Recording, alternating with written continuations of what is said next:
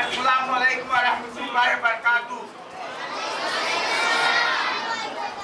আজ তোমাদের মাঝখানে ঢাকার কৃতি সন্তান আব্দুল হামিদ ভাই তোমাদের কাছে আসছেন তোমাদের খোঁজ খবর নেওয়ার জন্য। তোমরা কেমন আছো? তোমরা নিষ্পাপ বাচ্চা, তোমরা হাফেজ, তোমরা ওনার জন্য খাস করে দোয়া করবা। আল্লাহ যদি ওনার মনের বাসনা পুরা করে দেন। আর আমাদের ওনার কাছে কিছু আবদার আছে যে আমাদের বৃন্দাবাহারে বড় মসজিদটা মাদ্রাসা খুবই বড়। এখানে আমাদের লোকজন নামাজ পড়তে আসলে আমরা ওনাদের টাকা দিতে পারি না, চট বিষয়ে রাস্তা দিয়ে দেই। তারপরে লোক খুবই বড় সমাজসেবক। ওই কিছু বাসায় লেনে যে উনি একটা পানি দিয়েছেন, 10 লাখ পাম্প দিয়েছেন সকলের পানির সুবিধার জন্য, ওখানে খাওয়ার পানির জন্য। উনি 10 নয়, উনি প্রত্যেক আমাদের পুরান ঢাকার প্রত্যেকটা জায়গায় কিছু না কিছু দান করেন এবং সকলে সহযোগিতা করে। উনি বড় সমাজসেবক। আজ তোমাদের কাছে এসেছেন উনি প্রত্যাশী বিএনপি থেকে নমিনেশন এমপি করার জন্য।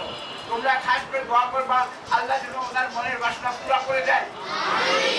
উনি মসজিদে বসে একটা কথা বলেছেন, খুব ভালো লেগেছে। আমি নমিনেশন পাই বা না পাই, আমি সবসময় আপনাদের সামনে আছি এবং আপনাদের সহযোগিতা আমি করবই করি।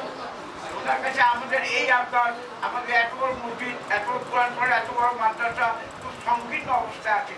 উনি যখন আসছেন ওনার কাছে আমাদের আবদার, উনি আমাদের মাদ্রাসা মসজিদ দেখবেন এবং আমরা ওনার জন্য দোয়া করবো। দুনিয়া নয়, আখিরাতে আল্লাহ যেন ওনাকে জান্নাতুল ফেরদৌস দান করেন।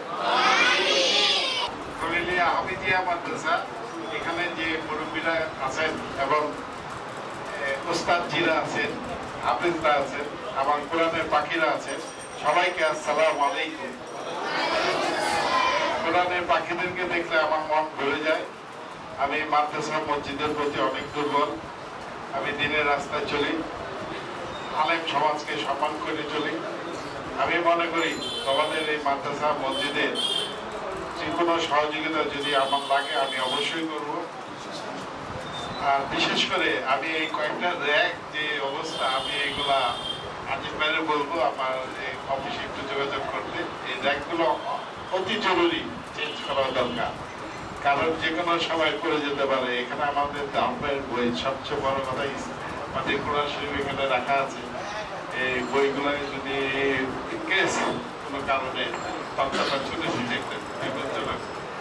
এটা অতি তাড়াতাড়ি এগুলো মেরামত করেন। তারপরে আমি ওস্তাদজিকে বলবো আপনাদের কোনো অসুবিধা যদি হয় আমি আপনাদেরকে বলবো অবশ্যই আমার সাথে একটু যোগাযোগ করবেন। আপনাদের কোরআনে পাখিদের জন্য আমার সবসময় সহযোগিতার হাত আমি বাড়িয়ে দিই।